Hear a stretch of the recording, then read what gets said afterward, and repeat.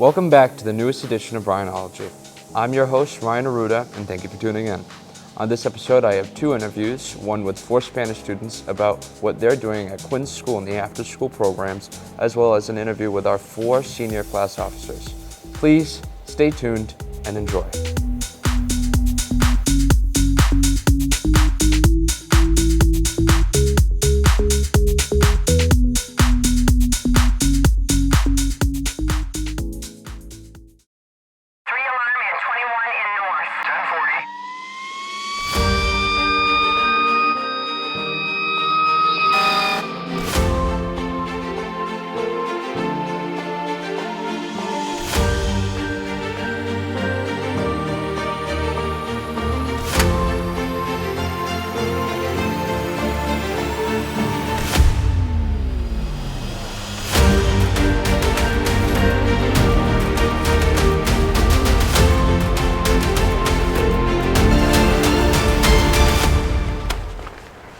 Hi, I'm Lieutenant Eric Turkar from the Dartmouth District 1 Fire Department, and I'm here to talk to you about fire safety. Match safety is very important. We like to say that all big fires come from small fires, and a match basically is a small fire. So you want to make sure that those are safely away and away from any small children. There are different degrees of burns that you can get from any kind of flame or any kind of fire. 3 types. There's a 1st degree, 2nd degree, and 3rd degree. Those are your most common ones. 1st degree burn is basically a sunburn. Skin's red, hot to the touch, slightly painful. 2nd degree burn is a little more intense with pain and has blistering of the skin. You always want to make sure you never burst any of those blisters though that are there, because they can lead to infection. 3rd degree burns is your worst case scenario of your basic burns, and that's burning down into the skin layers, and you'll have a dark coloring to it, yellowish or a blackish color to it. This is your standard fire extinguisher, a little bigger than what you'll have at your house, but it's called an ABC extinguisher. It'll extinguish most fires in your house. Easiest way to remember how to use a fire extinguisher is the word PASS. P-A-S-S. And basically, all you do is you pull this pin, A, aim the nozzle at the fire, at the base of the fire, squeeze the handle, and then sweep it back and forth. That's your easiest way to remember how to use a fire extinguisher.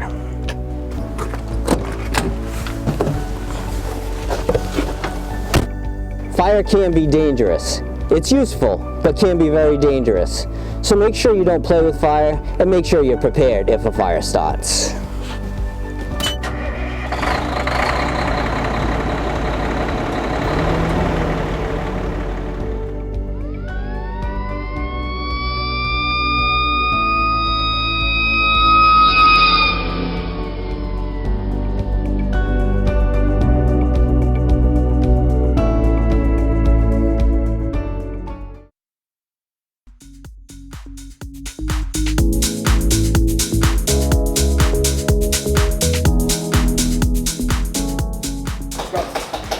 Welcome back. Today on the show, I have some of the advisors for our Dartmouth's own Quinn Spanish program. If you'd like to all introduce yourselves. Hi, my name is Molly Rio. I'm a senior here at Dartmouth High. I am currently in Spanish 4 honors here at the high school. And yeah, I'm in the Spanish program at Quinn. Hi, I'm Jessica Patel. I'm a freshman and I'm in Spanish 2 CCR. Hi, I'm Nain Bala. I'm a junior and I'm in Spanish 4 honors with Miss Chamberlain. Hi, I'm Tia and I'm in Spanish 1 CCR with Dr. Lee. Fantastic. So recently there was a grant approved allowing Ms. Chamberlain and some of the Spanish students to move over to the elementary schools and kind of teach to the children. So Molly, if you want to start, how has that experience been so far? It's been a lot of fun. I'm going into a profession that will definitely work with young kids, and I like the language as well. The kids are so young, so they're especially good at understanding the language, and they have that urge to learn. It's been really fun. They're so energetic, and they, like I said, they want to learn, which is been a big contributor to the positive experience. And Nyan, how many students have you had so far? We've had about 20 students, and these students range from grades 1 to 4, mainly with, I'd say, most of them being in grades 1 and 2. And working with such, young minds and impressionable minds, how has it kind of made you feel? And we can kind of go individually through this. Yeah, it's been awesome. I think the kids are so full of energy. As Molly was saying, they have a real love for learning, and this is something that you don't see in students every day. So just to see like a bunch of kids so excited about learning itself has just been awesome. And Tia, how has working with Mrs. Chamberlain been? It's been great. She's given this opportunity to like these kids so they can like try to learn about Spanish, and it's been like great so far. I want to thank her for that.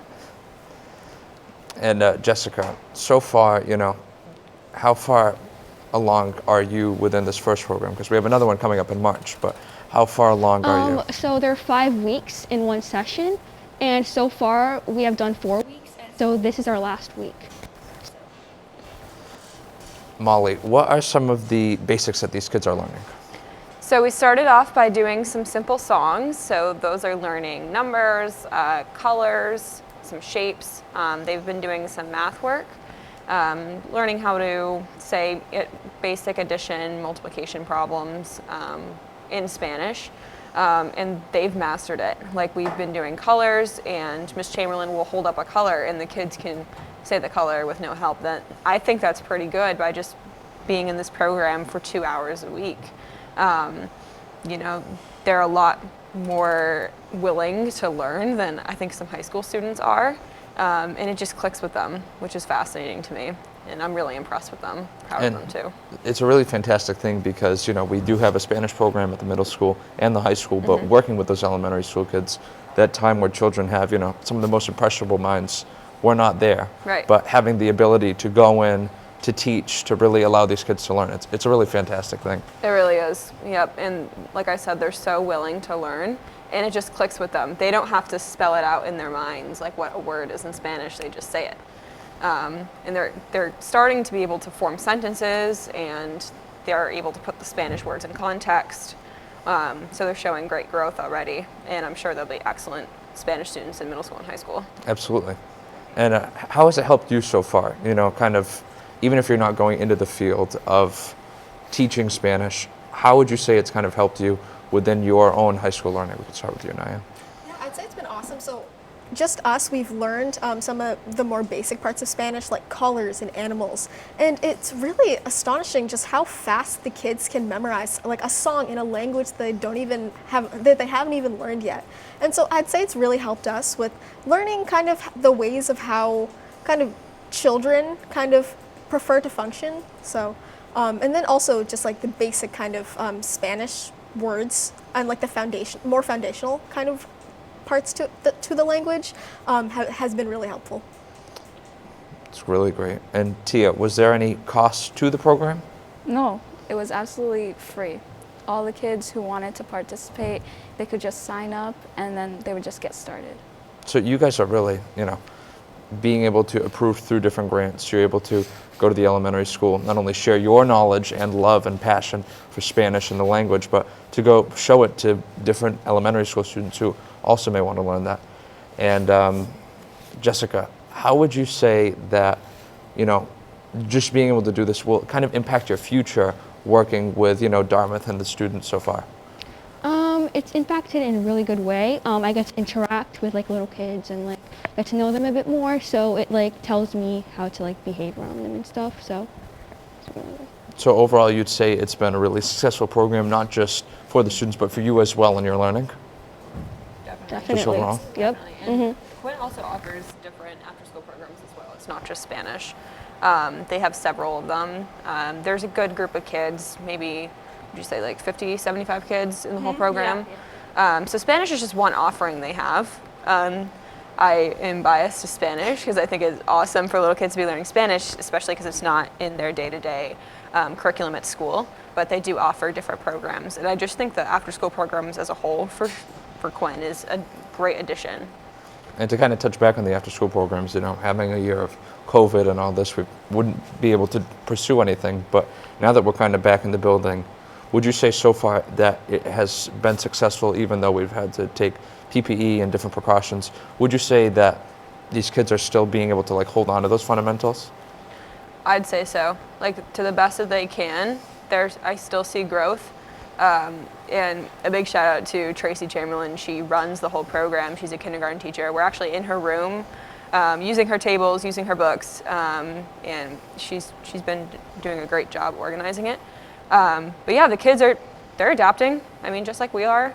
I think they're doing a great job for, missing so much school. If you're in first grade, you might have not even been in kindergarten when this started. So, I mean, they don't know anything different, but I think they're doing a great job.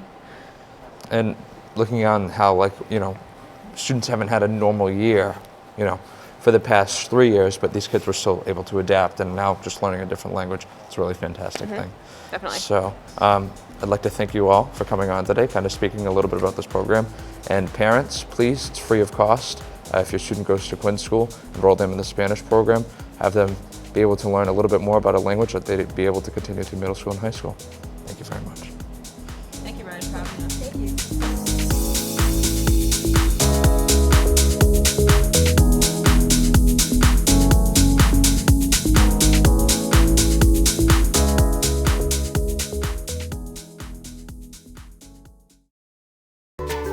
The 10th Annual Spelling Bee is being held by the Dartmouth Education Foundation. On Thursday, March 3rd, team entry and sponsorship forms will be due. It will take place March 24th in the DHS auditorium from 7 to 9 p.m. The purpose is to raise money for teacher grants.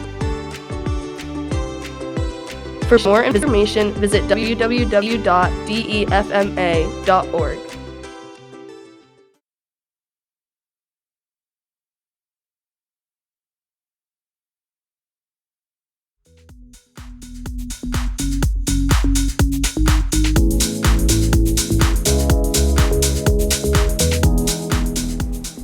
Now, let's take a look at the interview I had with our 4 senior class officers here at the Dartmouth High School.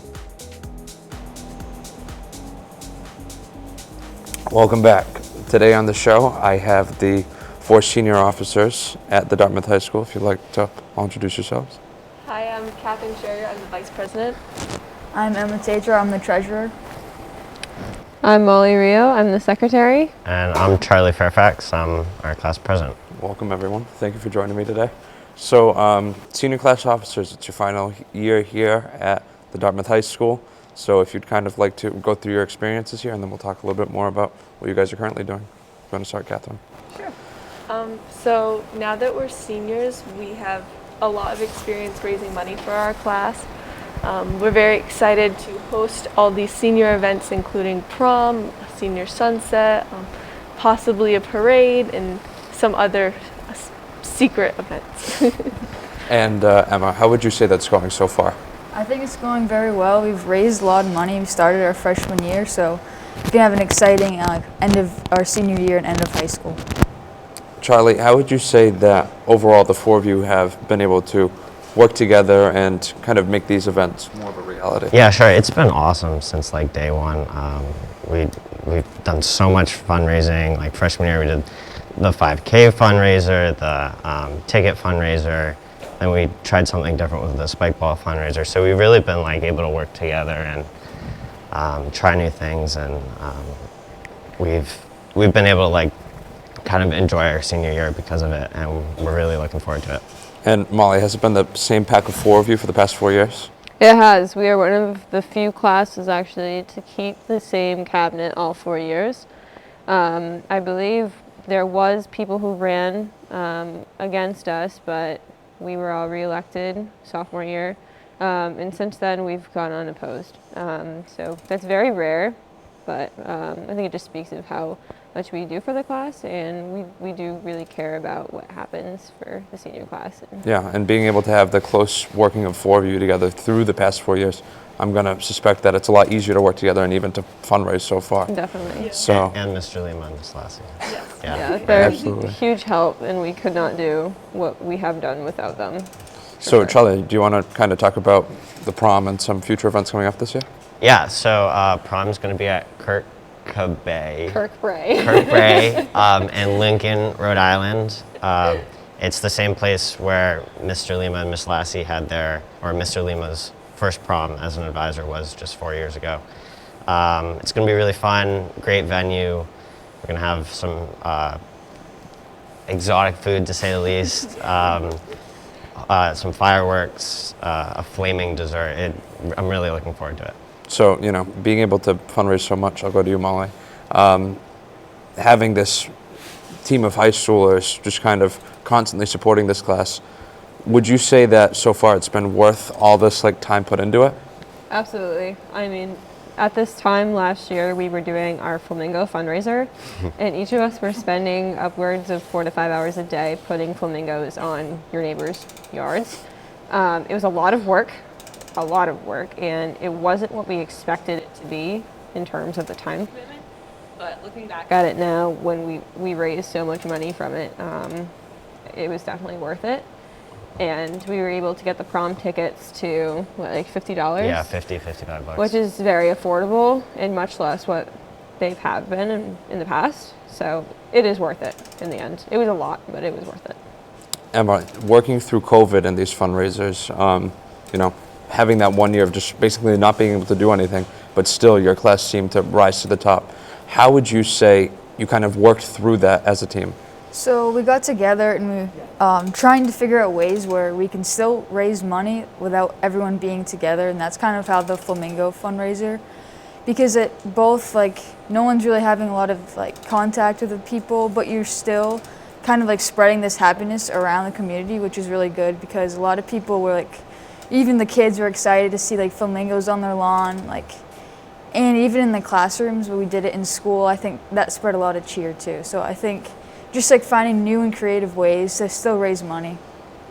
And kind of seeing from the outside perspective, I'll go to you, Catherine. It's kind of been pretty amazing. I'm not personally in the class, but watching you guys still being able to grow these past 4 years, the time I've been here, the amount of people coming to these fundraisers and just supporting. Would you say that you've kind of almost left an impact here at the high school as possibly one of the most successful classes? Well, thank you.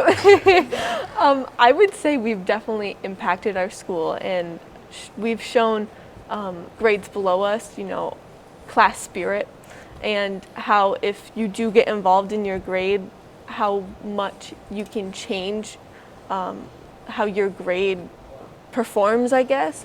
I definitely think that our grade has stepped up to the challenge of fundraising, and throughout the 4 years so far that we've gone through, all of our classmates, how they've performed, I guess, by fundraising and bringing their own specialties to the table, it's really helped us and our job of helping the class perform well.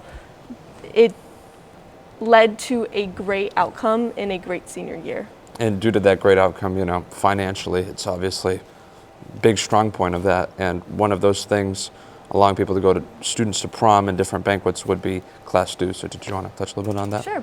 So every year, each student has to pay $20, and that's just class dues. Every year, that total, or that $20, adds up to cover senior year, like caps and gowns, some activities, but it mostly just covers stuff that you would have to pay eventually. So splitting it up into $20 each year is just more reasonable and productive, I guess. It's more viable for students as well, you know, and even if fundraising doesn't occur, they're still able to have somewhat something for the senior year. Now to move more to the senior business side, Emma, did you want to talk a little bit about the senior photos? Yeah, so for the pictures, we're having the prom theme as a walk down memory lane. So we need all of the seniors to send in baby pictures, elementary school, middle school, and even some pictures now to kind of to put up at our prom and at graduation. So it's kind of a reminiscing of our from elementary school till now. So it's just for our theme. So I think if you guys send in more pictures, the more you'll see and the more special it'll be for you. And Molly, I know you wanted to touch a little bit more on senior business and things kind of going further beyond, so do you want to talk about that? Yeah, so graduation, we are all counting down the days. Last year it was at the Dartmouth Memorial Stadium on the turf, and that was very, very warm. It is not going to be held there this year, and administration is looking to have it at the high school gym like it has been in years past. Right now, it's looking to be 4 guests per graduate. That could be subject to change, but it's likely not. It's going to be 4 graduates. And the traditions that have been in the past are likely to come back. So, you know, what have we done in the past for graduation? Like the speeches are the same. All of us will have a speaking role. Yep, families in the stands, valedictorian speech, that will all be back. Senior awards night is going to be that week as well. I believe on the June 1st, yep. Right? And that is also likely to be 4 guests. So yeah, we're really excited to have just those events back. And we're also doing the walk to the elementary schools. Yep, and possibly the parade.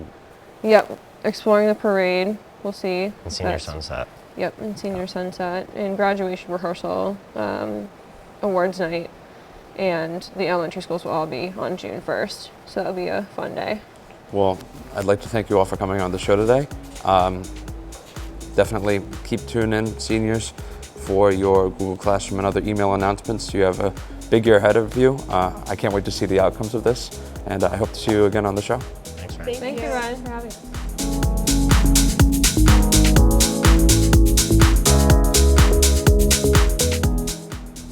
Thank you for tuning into this episode of Ryanology. I'd like to thank the 4 senior class officers as well as the 4 Spanish students for joining me on the show today. Please take a look at our newest episode in the following weeks where I interview school committee member Mary Waite about the DEF spelling bee. Thank you.